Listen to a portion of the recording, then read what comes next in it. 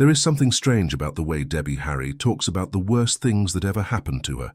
Not dramatic, not fragile. Sometimes almost casual. A man once forced his way into the apartment she shared with Chris Stein, tied them up at knife point, stole their belongings, and sexually assaulted her. Years later, when Debbie described that night, what unsettled people wasn't only what happened, it was how she spoke about it. She said she moved on. That phrase appears again and again around Debbie Harry's life. Move on. Don't stay there. Find the next thing. And at 81, that instinct may explain far more about her than the platinum hair, the photographs, or even the voice millions recognize within seconds, because there was something Debbie feared long before Blondie existed: being left. She had been adopted as an infant. Her adoptive parents, Richard and Catherine Harry, gave her a home in New Jersey, and Debbie has never turned her childhood into some simplistic story of misery. But years later, while looking backward, she admitted something much quieter. The feeling of abandonment never entirely disappeared. She described an image almost playing somewhere inside her mind, a parent leaving her and never coming back. Think about that for a moment, because suddenly, certain parts of her life begin to look different, not explained, just different. The woman who would eventually become one of the coolest figures in rock music had spent years constructing a version of herself that seemed almost impossible to wound. Debbie Harry wasn't merely her name anymore. Blondie became an image. The bleached hair, the stare, the distance, the sexuality she could control because she was the one presenting it. She later said creating a persona gave her freedom. But freedom from what? That's where her story becomes uncomfortable. Before stadiums and magazine covers, there had already been danger. One possessive boyfriend became so threatening that Debbie recalled him breaking into her apartment and holding a gun to her head. She got away. Then came New York. Then Chris Stein. Then another violent night. Again, she survived. Again, she kept going. And if you're beginning to see a pattern here, be careful. Because the obvious interpretation may be the wrong one. Debbie rarely presented herself publicly as someone defeated by these experiences. Even decades later, she could discuss terrifying episodes with humor, detachment, or a strange practicality. That doesn't necessarily mean they left nothing behind. Sometimes what a person refuses to dramatize tells you more than tears ever could. And then fame finally arrived. Late by pop star standards, Debbie was already in her 30s when Blondie exploded internationally. Suddenly, the woman who had spent years surviving unstable apartments, failed auditions, strange jobs, dangerous men, and downtown New York chaos was everywhere. Heart of Glass. Call Me. Rapture. Her face became so famous that people occasionally confused the woman with the band itself. And for a while, it must have looked like she had escaped. That's the part photographs preserve beautifully. They don't show what came afterward. Because while Debbie was becoming an image millions wanted, the person closest to her was beginning to disappear into an illness neither of them initially understood. Chris Stein wasn't simply Blondie's guitarist, he was her collaborator, her lover. The person who had photographed her before much of the world understood what it was looking at. And soon, Debbie would find herself watching him become frighteningly sick, while their money disappeared, their band fractured, and drugs quietly became something very different from recreation. Years later, she admitted she felt as though she was having a nervous breakdown during that period. But here's the detail that matters. She didn't leave. The woman haunted by the idea of being abandoned became the one who stayed. And what she did while Chris was lying in that hospital is where this story becomes much harder to judge. By 1982, Debbie Harry had almost everything people spend their lives chasing: recognition, money, a face the world knew. Then, almost at once, the machinery began breaking. Blondie fractured under internal tension, financial problems, exhaustion, and the pressure created by years of extraordinary success. But Debbie had little time to mourn the band. Chris Stein was getting sick. At first, nobody seemed to understand why. His body changed. His health deteriorated frighteningly. Eventually, doctors diagnosed pemphigus vulgaris, a rare autoimmune disease that can cause severe blistering of the skin and at the time could become extremely dangerous. And Debbie did something that complicates the glamorous version of her life. She largely stepped away.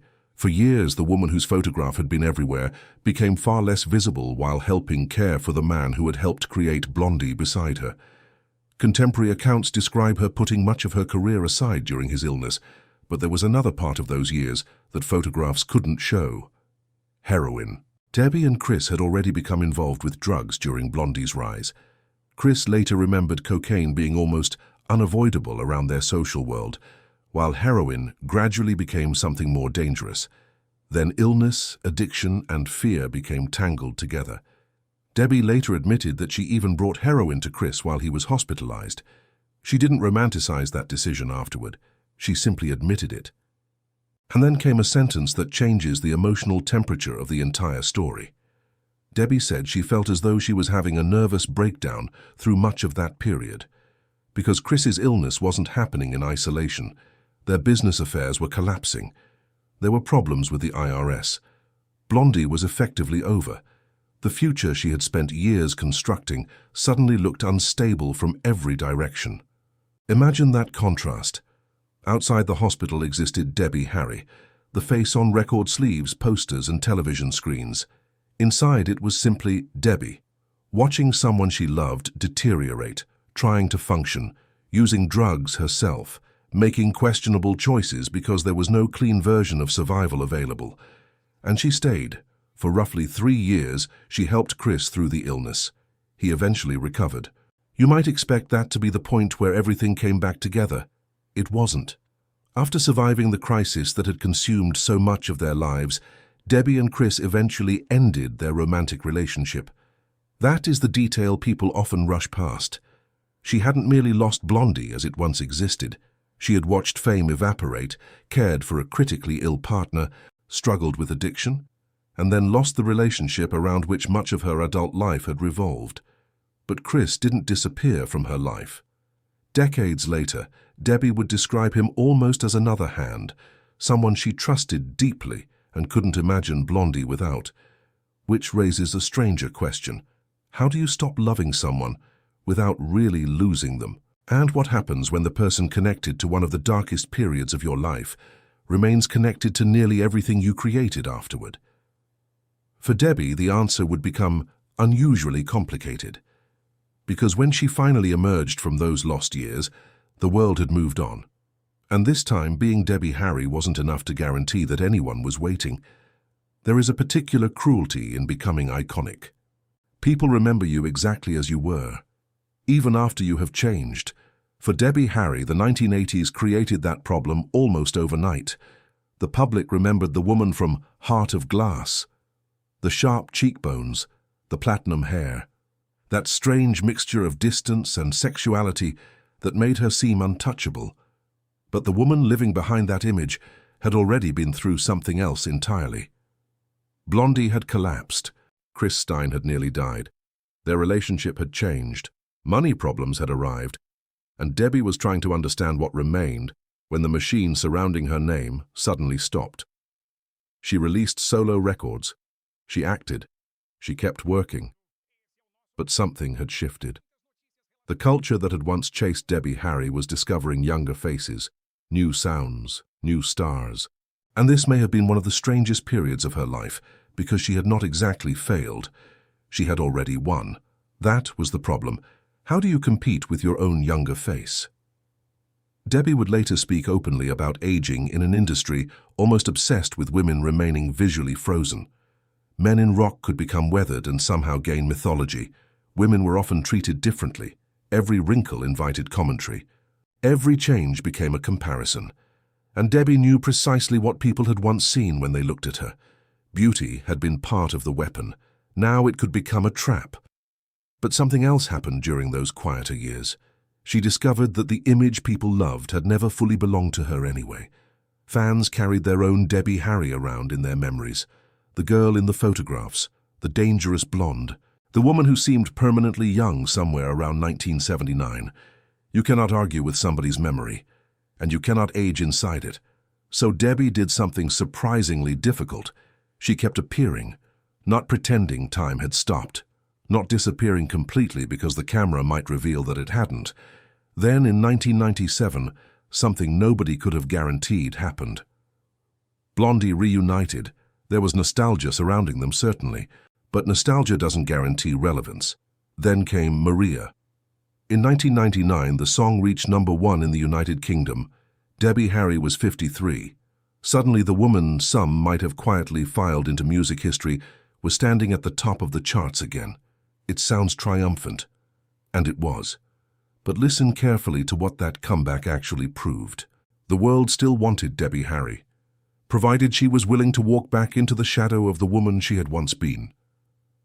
That's a complicated invitation, because every Blondie reunion meant returning to Chris Stein too, the former lover, the musical partner, the man she had nursed through terrifying illness, the person with whom addiction, ambition, survival, and heartbreak had become almost impossible to separate.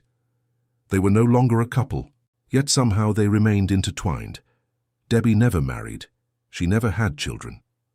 And when interviewers later asked about those choices, she didn't offer the kind of regret people sometimes expected from an older woman. But there are moments when her answers become quieter, because not regretting a life doesn't mean never wondering about the life you didn't live. And there was still one unanswered part of Debbie's past waiting behind all of this. The first woman who had disappeared from her life before Debbie could even remember her face, her biological mother. Years later, Debbie went looking for her. What she discovered was not the reunion people like to imagine. It was something much colder. Debbie Harry spent years imagining a person she could barely remember, her biological mother. That absence had existed before fame, before Blondie, before Chris Stein, before anyone outside her family knew who Debbie was, and eventually, curiosity became stronger than distance. She searched, not because she expected some perfect reunion, at least, that is how she later described it. But searches like that are rarely emotionless. You can tell yourself you only want facts, a name, a face, an explanation. Then suddenly the person who gave you away stops being an idea. They become real. Debbie eventually learned who her biological mother was and attempted to make contact. The result was painful. Her mother reportedly chose not to establish a relationship.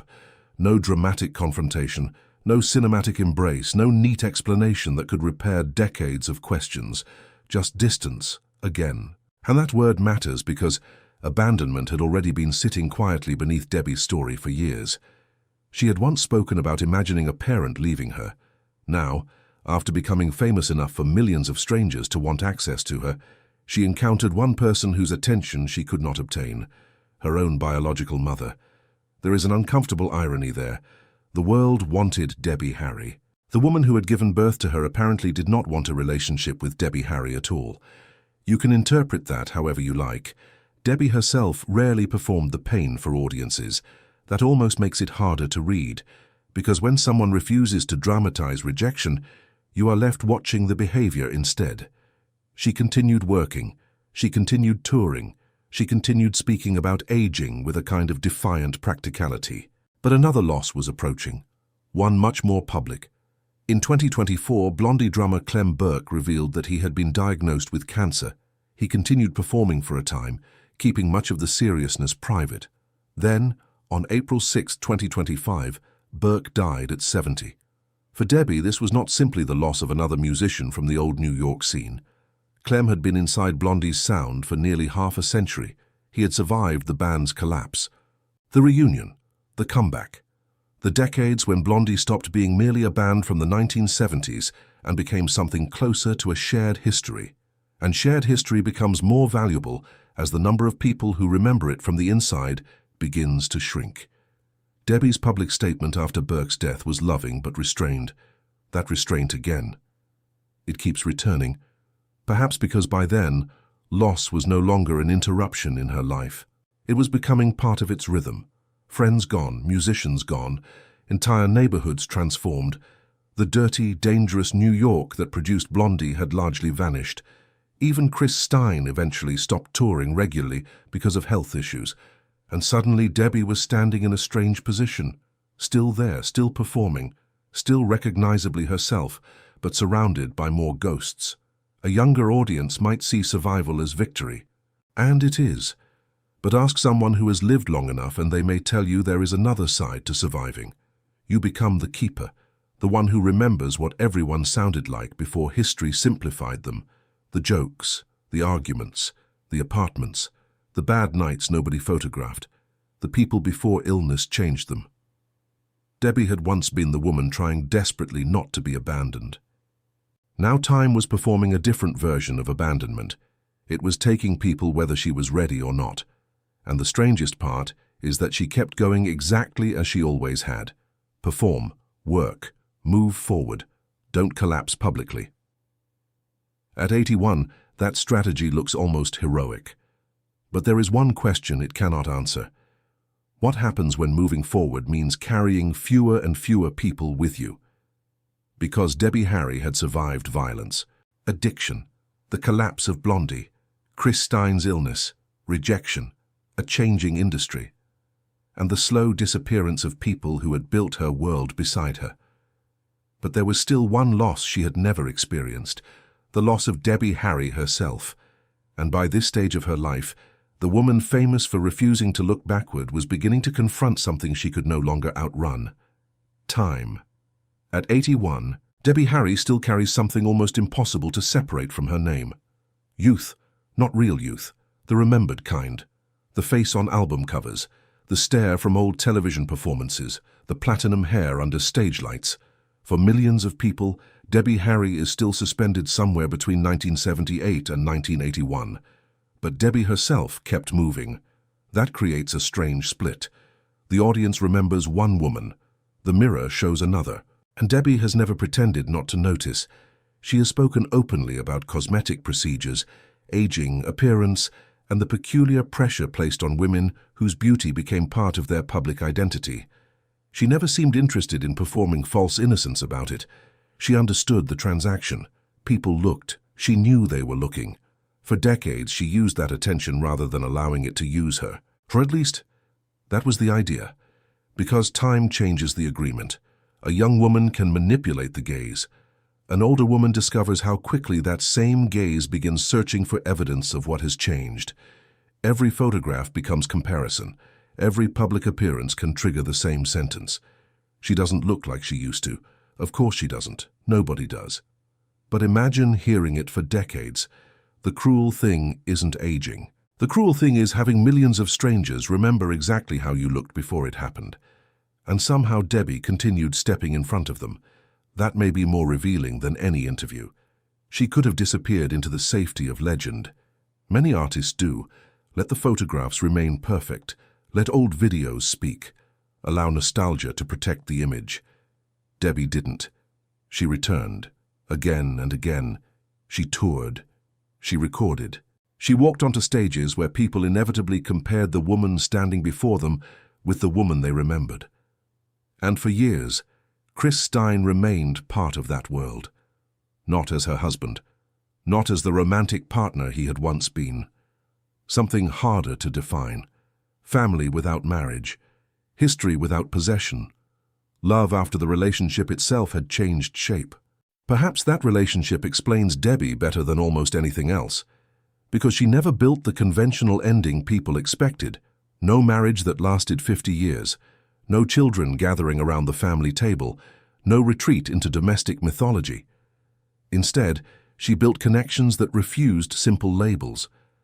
When people asked whether she regretted never having children, Debbie generally resisted the assumption that a woman without children must secretly consider her life incomplete. And she had every right to. Still, there is another truth that can exist beside that one. A person can be satisfied with a choice, and occasionally wonder about the road that vanished when they made it. Debbie once acknowledged that she had thought about motherhood, but life moved differently. Career, relationships, timing. Then suddenly timing becomes time, and time is less negotiable than everything else she survived. That may be the deepest tension in Debbie Harry's story. She survived things that could be escaped. Dangerous men could be escaped. Addiction could be left behind. A broken band could reunite. A destroyed career could revive. A failed relationship could transform into friendship. Even rejection could eventually become something you learn to carry. But aging doesn't offer that bargain. You don't defeat it, you don't outsmart it, you continue inside it. And perhaps Debbie understands this better than the people watching her, because she has never sounded particularly interested in becoming a monument to herself. She still speaks like someone whose attention keeps drifting toward whatever comes next. That sounds healthy, until you remember how the story began. An adopted little girl carrying an unexplained fear of being left, a young woman repeatedly encountering danger, a famous woman watching her band collapse, a partner becoming desperately ill, a biological mother declining the reunion Debbie had sought. Friends and collaborators gradually disappearing, Clem Burke gone, Chris Stein increasingly removed from the stage, and Debbie still moving forward. There is something beautiful about that. There is also something lonely. Survival is usually described as accumulation. More years, more experiences, more memories. But eventually survival becomes subtraction too. You remain while pieces of the world that made you begin to disappear. Places change, voices vanish, friends become photographs. Stories that once needed no explanation suddenly require one because fewer people remember who was there, and the survivor becomes the archive. Maybe that is why calling Debbie Harry's life simply tragic misses something. Her tragedy isn't that she lost everything. She didn't. She became one of the most recognizable women in rock history. Her music crossed punk, pop, disco, and new wave without belonging neatly to any of them. Blondie survived its own ending. Debbie survived hers several times. The heartbreak is quieter. She became exceptionally good at continuing. So good that people may mistake survival for proof that nothing wounded her deeply. But we don't actually know that. We know what she chose to tell us. We know the jokes, the blunt answers, the refusal to sentimentalize herself. We know she repeatedly walked away from experiences that could have consumed someone. What we don't know is what remained when the interviews stopped. Maybe that is the final contradiction. Debbie Harry spent a lifetime making herself impossible to ignore, while keeping the most vulnerable parts of herself remarkably difficult to see. And at 81, perhaps the mystery is no longer how she survived everything behind her. It is what she still carries from it, because somewhere beneath the platinum image, beneath Blondie, beneath the records and photographs, there is still the woman who learned very early that people can leave. She just became exceptionally good at being the one who stayed,